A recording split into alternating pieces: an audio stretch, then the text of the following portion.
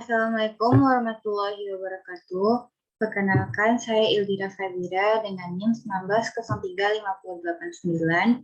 Pada video presentasi PPT dari proposal seminar dari mata kuliah metodologi penelitian yang berjudul Pengembangan LKPD Kimia berbasis SETS, Science, Environment, Technology, and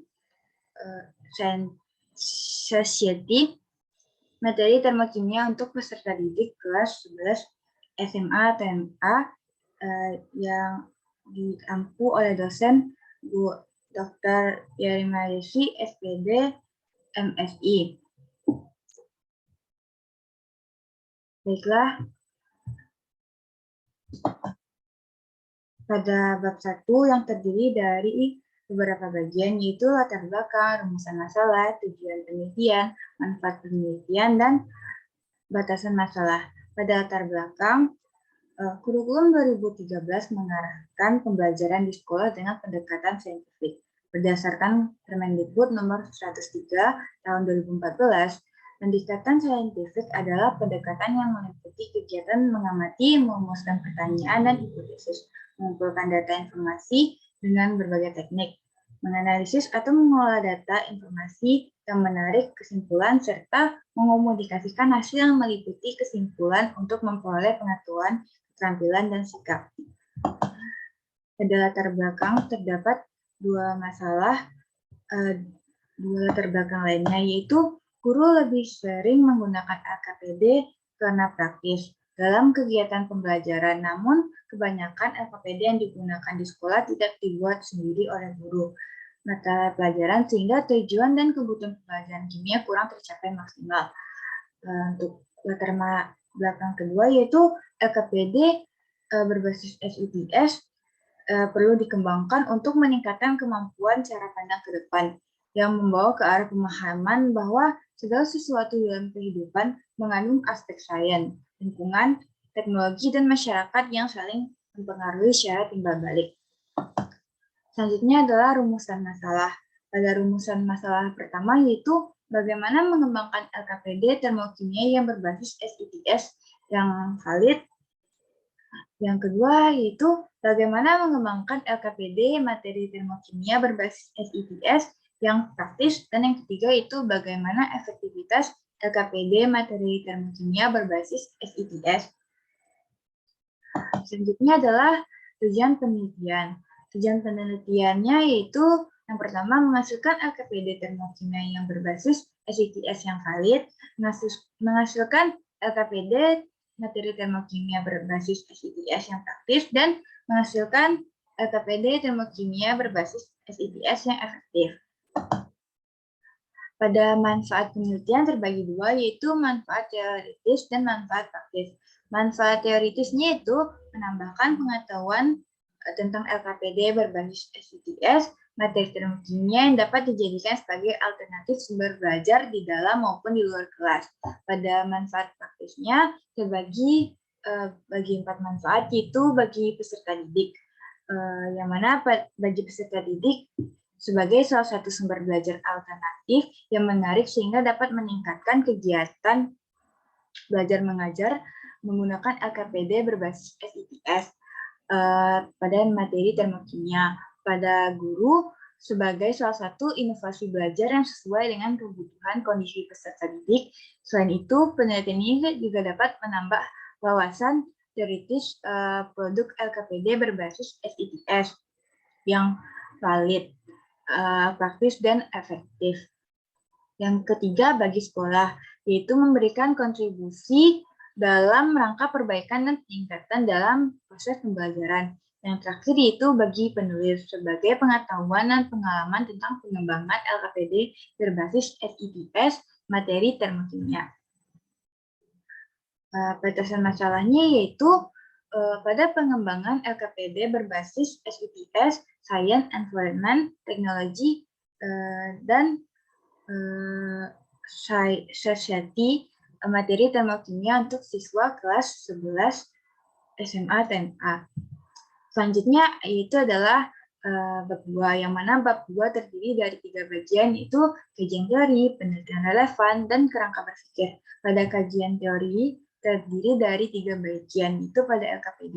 Pada LKPD menjelaskan tentang pengertian LKPD, manfaat LKPD, tujuan penyusunan LKPD, struktur LKPD, langkah-langkah penyusunan, dan kekurangan dan kelebihan dari LKPD. Pada pendekatan SITS, menjelaskan tentang pengertian SITS, tujuan dan tujuan pendekatan SITS. Sedangkan pada bagian materi termokimia terdiri dari materi termokimia yang dipelajari pada kelas 11 SMA TMA. Selanjutnya ada penelitian relevan. Pada penelitian relevan terdapat 3 sumber, yaitu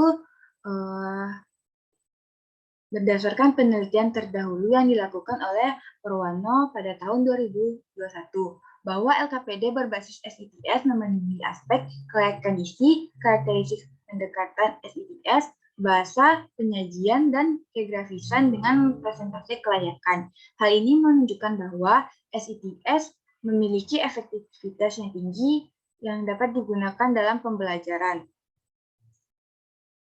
Selanjutnya, hasil penelitian dilakukan Yastuti dan B. Setiawan, yang mana pada tahun 2013 yang menyatakan bahwa hasil validitas menggunakan bahwa LKS hasil pengembangan berkategori baik. Keterampilan proses meningkatkan sehingga dapat dikatakan bahwa LKS yang dikembangkan ini layak dan efektif untuk digunakan penelitian yang relevan. Berikutnya itu penelitian oleh Inur, Tiffany, dan Paidi pada tahun 2016. Berdasarkan hasil penelitian ini, dikatakan bahwa LKS yang berbasis masalah efektif digunakan untuk meningkatkan kemampuan pemecahan masalah dan karakter peduli lingkungan peserta didik. Hasil penelitian ini menunjukkan bahwa LKS berbasis masalah layak untuk topik lingkungan. Dilihat dari hasil penelitian pada aspek kelayakan isi, kebahasaan, penyajian, untuk kegrafisan termasuk dalam kategori sangat baik. Penelitian yang relevan selanjutnya itu penelitian dilakukan oleh Agung Sugiarto dan Sukri pada tahun 2015. Berdasarkan hasil penelitian, dikatakan bahwa pembelajaran berbasis SITS pada kelas eksperimen dan PBL pada kelas kontrol dapat meningkatkan kreativitas dalam pemecahan masalah lingkungan. Selanjutnya juga diperoleh bahwa pembelajaran berbasis SITS pada kelas eksperimen lebih efektif untuk meningkatkan kreativitas dalam pemecahan masalah lingkungan dibandingkan dengan PBL pada kelas kontrol.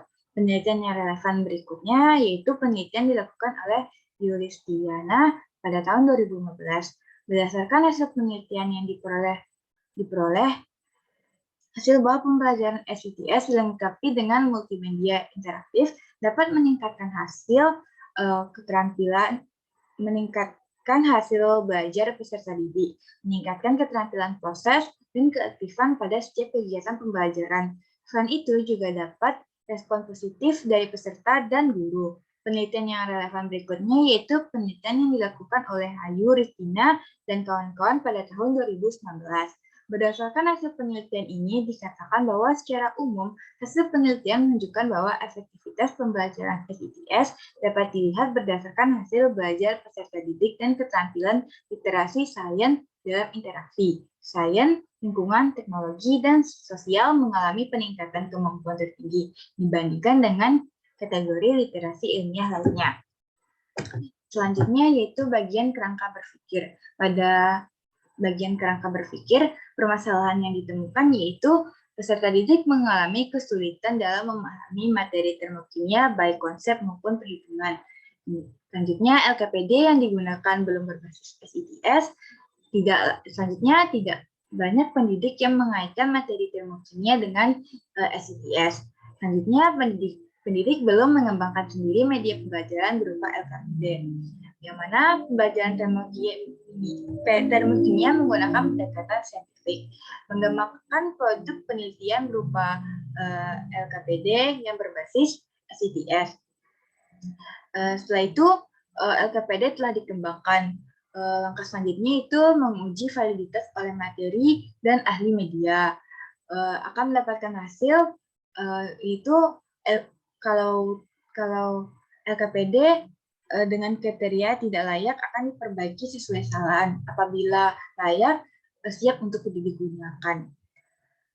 Pada bab 3 terdiri dari 3 bagian, yaitu jenis penelitian, tahap analisis, desain uji coba produk. Yang mana pada jenis penelitian digunakan adalah penelitian pengembangan research and development pada level 1, yaitu penelitian dan pengembangan yang merancang suatu produk sebagai alternatif pemecahan suatu masalah melalui pengujian secara internal, yaitu pendapat ahli dan pengguna, menurut Sugiono 2015. Sedangkan model pengembangan yang digunakan adalah model EDDI.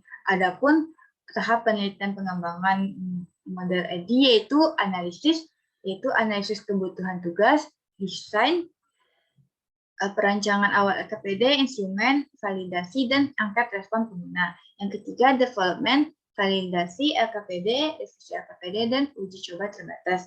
Dan yang keempat, implementation tidak dilakukan pada penelitian ini tidak dilakukan, dan evaluasi, yaitu evaluasi formatif.